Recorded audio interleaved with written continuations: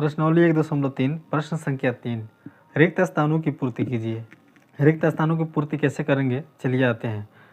ये प्रश्नावली 1.3 जो है भाग पर समर्पित है और प्रश्न संख्या 3 भी भाग ही कह रहा है आपको देने के लिए, लेकिन यहाँ पे ऐसा है कि भाग देने वाली जो संख्या है भाजक जो है वो गायब है, मिसिंग है। यानी यहाँ पे आपको क्या करना है, खाली स्थान को भरना है। सबसे पहले हम लोग ये देखेंगे कि भाग का जो फॉर्मूला होता है, कैसे भाग देते हैं, उस वाले फार्मूला को हम पहले निकालेंगे। क्या होता है भाग का फार्मूला, चलिए। भाज्य बराबर भाजक, भाजक गुने भागफल, भागफल और प्लस में होता है शेष या शेषफल। क्या बोलते हैं इसको, शेष या शेषफल।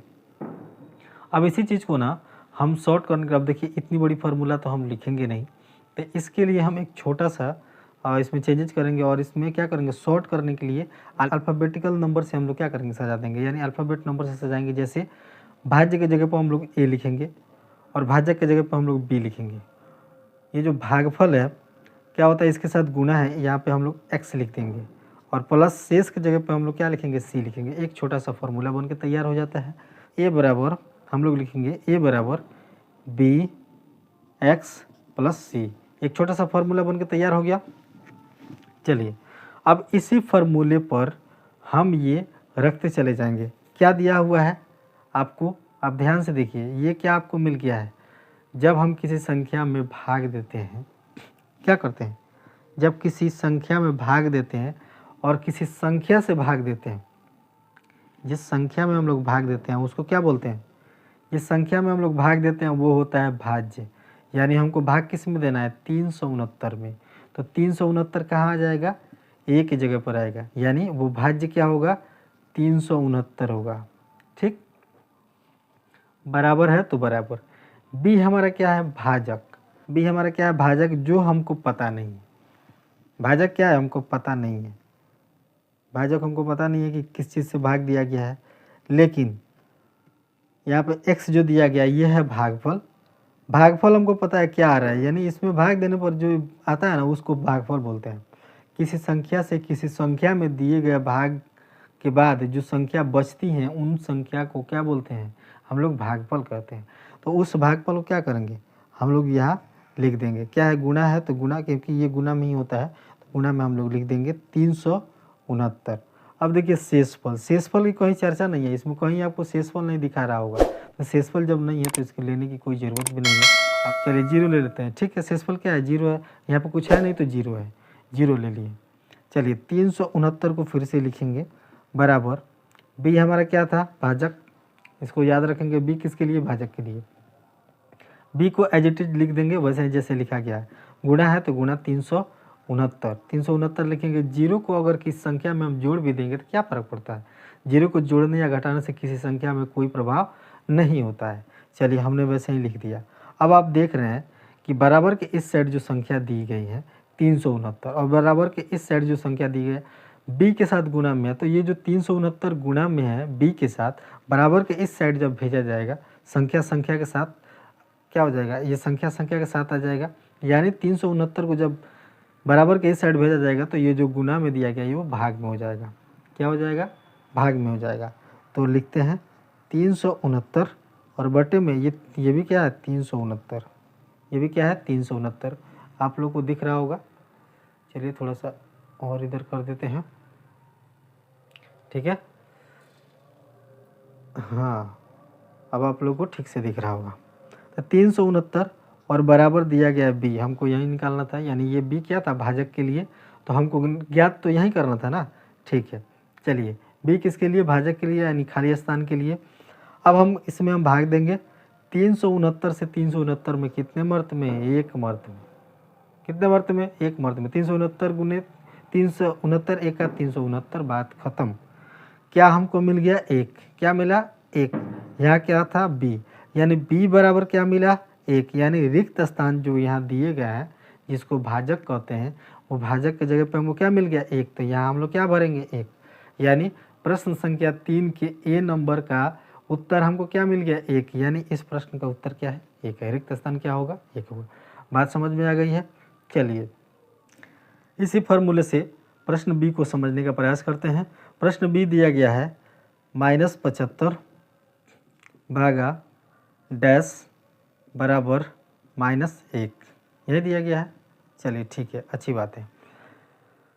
अब क्या करना है हमको, इसी फार्मूला को यहाँ रखेंगे। फार्मूला क्या है, a बराबर बी एक्स गुना में है x, ठीक है ना, इसको हम ऐसे ही लिख देते हैं डायरेक्ट, b गुने x और बीच में प्लस और ये c हमने लिख दिया।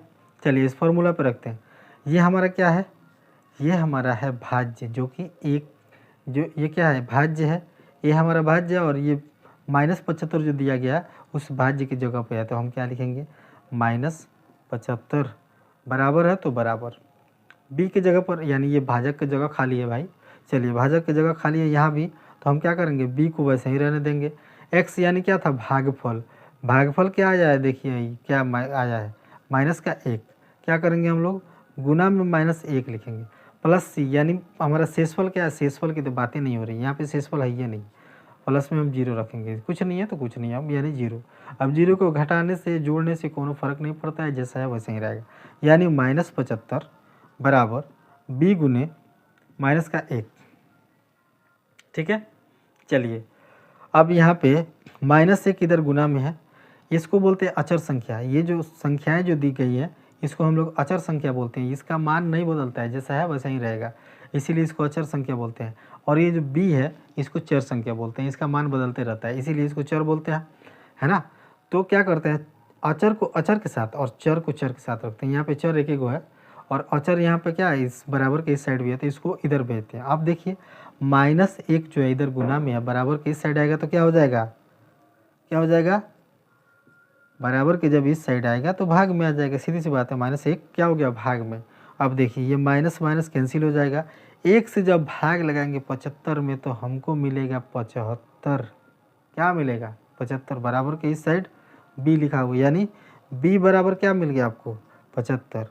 यानी ये जो खाली जगह आपको जो दिख रहा था, यहाँ पे हम क्या भरेंगे, ये खाली जगह आपको जो दिख रहा होगा, तो इस खाली जगह पर क्या होगा 75, तब हमको भाग देने पर क्या मिलेगा -1, यानी हमारा भाजक क्या था, भाजक था 75। इस प्रकार प्रश्न बी भी हल हुआ। यही फार्मूला रहेगा, यही तरीके रहेंगे, और प्रश्न संख्या 3 के सभी बिंदु A B C D E F G सबको हल कर लेना है। चलिए यहाँ से हम लोग आगे बढ़ते हैं, प्रश्न संख्या 3 के सी डी को हम लोग कवर करते हैं। चलिए प्रश्न संख्या 3 के सी और डी, इन दोनों प्रश्नों को हम लोग हल करेंगे। क्या लिखा हुआ है, भाज्य बराबर भाजक गुना भागफल प्लस शेषफल, a बराबर bx प्लस c। अगर ये फार्मूला आप लोग को समझ में नहीं आ रहा है कि कहाँ से आया है, कैसे आया है, तो पिछले वाली वीडियो या पिछले वाले भाग को थोड़ा सा पीछे करके आप लोग देख सकते हैं, समझ सकते हैं। ये फार्मूला भाग का फार्मूला है जो ऐसे ही बनता है, इसको हमने शॉर्ट फॉर्म में अल्फ़ाबेटिकल नंबर में हमने लिख दिया है, आप पीछे जाके समझ सकते हैं। चलिए प्रश्न सी को यहाँ पे हम लोग लेते हैं, इसी फार्मूला पे रखते हैं, -206 कोष्ठ बंद भाग बराबर 1, यही प्रश्न है।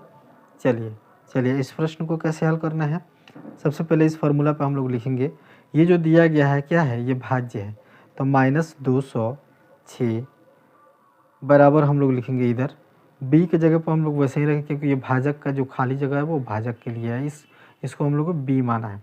x क्या है, भागफल है, जो कि यहाँ दिया गया है, क्या दिया गया, 1 दिया गया। शेषफल कुछ नहीं है यानी 0 है, इसको हल करते हैं, -206 बराबर b गुने 1, ये 0 अगर इसमें जोड़ दे घटा दे तो उससे कोई फ़र्क नहीं पड़ता है, इसीलिए हमने नहीं लिखा है। b के बाद जो ये संख्या दिया गया है, क्या दिया गया, 1 क्या है, अचर संख्या। अचर संख्या क्या करते हैं, अचर संख्या के साथ रखते हैं, तो ये क्या है, 1 इधर गुणा में दिया गया है, बराबर के इस साइड भेजेंगे तो भाग में आ जाएंगे, -206 और बटे में 1। अब 1 से इसमें भाग देंगे, कितने वर्त में आएगा भाई, 1 से जब भाग देंगे कितने वर्त में, 206 वर्त में, कितने वर्त में, 206 वर्त में, है ना। तो यहाँ क्या आ जाएगा 206 और माइनस है तो माइनस, यानी क्या आएगा, -206 बराबर बी, यानी बी का मान क्या आ गया 206। यहाँ पे हम लोग क्या भरेंगे खाली स्थान में 206 माइनस का 206, यानी माइनस के 206 से -206 में भाग करेंगे तो भागफल हमें क्या प्राप्त हो जाएगा 1, अर्थात इस प्रश्न का उत्तर -206 आया। चलिए प्रश्न डी को हल करते हैं। प्रश्न डी को हम लोग हल करते हैं। प्रश्न डी क्या लिखा हुआ है, -87 भाग डैश खाली स्थान बराबर 87, है ना।